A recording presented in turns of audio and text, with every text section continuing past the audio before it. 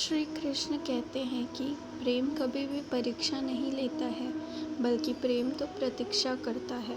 प्रेम का मतलब कोई रिश्ता या संबंध बन जाना नहीं, प्रेम का मतलब है कण कण में बिखर कर आनंदित हो जाना।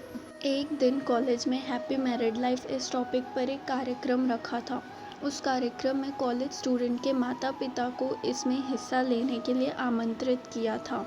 कॉलेज के प्रोफेसर जब मंच पे आते हैं तो उन्होंने ये देखा कि सभी पति पत्नी के शादी पे जोक कर रहे थे और वहाँ बैठे सब हंस रहे थे। ये सब देखकर प्रोफेसर ने सभी से कहा कि चलो सबसे पहले एक गेम खेलते हैं, उसके बाद हम सभी अपने विषय पर बात करेंगे।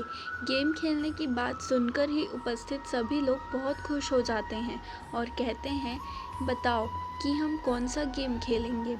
प्रोफेसर उन सभी लोगों में से एक मैरिड लड़की को खड़ा करते हैं और कहते हैं कि तुम यहाँ आगे आओ और ब्लैक बोर्ड पे ऐसे 20-25 लोगों के नाम लिखो जो तुम्हें सबसे अधिक प्यारे हों। उस लड़की ने सबसे पहले तो ब्लैक बोर्ड पे अपने परिवार के लोगों के नाम लिखे, फिर उसने अपने सगे संबंधी, पड़ोसी और दोस्तों के नाम लिखे।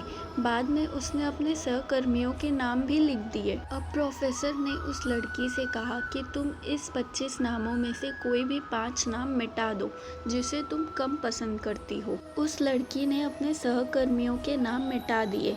अब प्रोफेसर ने उसे कहा कि और 5 नाम मिटा दो। इस बार लड़की ने थोड़ा सोचा और फिर अपने पड़ोसियों के नाम मिटा दिए। अब प्रोफेसर ने और 11 नाम मिटाने को कहा। इस बार लड़की ने अपने सगे संबंधी और दोस्तों के नाम भी मिटा दिए।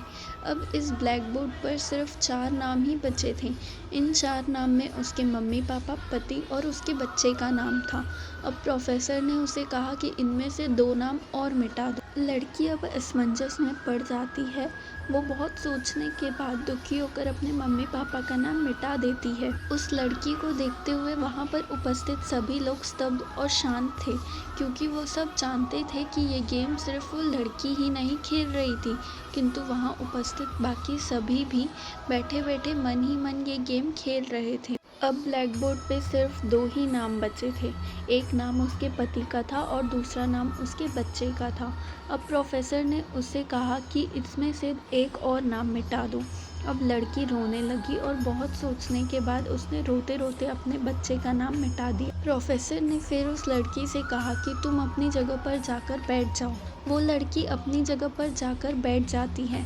प्रोफेसर सभी की तरफ गौर से देखते हैं और पूछा, क्या कोई बता सकता है कि ऐसा क्यों हुआ कि सिर्फ पति का ही नाम ब्लैक बोर्ड पर रह गया। वहाँ पर उपस्थित लोगों में से कोई जवाब नहीं दे पाया।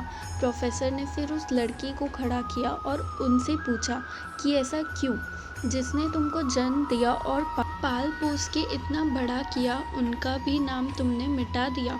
और तो और तुमने खुद जिसे अपनी कोख से जन्म दिया उस बच्चे का भी नाम मिटा दिया। उस लड़की ने उत्तर दिया कि अब मम्मी पापा की उम्र हो चुकी है, कुछ साल के बाद वो मुझे और इस दुनिया को छोड़ के चले जाएंगे। मेरा बच्चा भी बड़ा हो जाएगा तो ज़रूरी नहीं है कि वो शादी के बाद मेरे साथ ही रहे, किंतु मेरे पति जब तक मेरी जान में जान है तब तक मेरा आधा शरीर बन के मेरा साथ निभाएंगे। इस वजह से मेरे लिए सबसे इम्पोर्टेंट मेरे पति हैं। प्रोफेसर और वहाँ उपस्थित सभी लोगों ने उस लड़की को तालियों की गूंज से सलामी दी। प्रोफेसर ने कहा, तुमने बिल्कुल सही कहा कि तुम और सभी लोगों के बिना रह सकती हो, किंतु अपने आधे अंग यानी कि अपने पति के बिना नहीं रह सकती। हम जब तक मजाक मस्ती करते हैं तब तक तो ठीक है, लेकिन हर इंसान के लिए अपना जीवन साथी ही सबसे ज़्यादा अजीज़ होता है।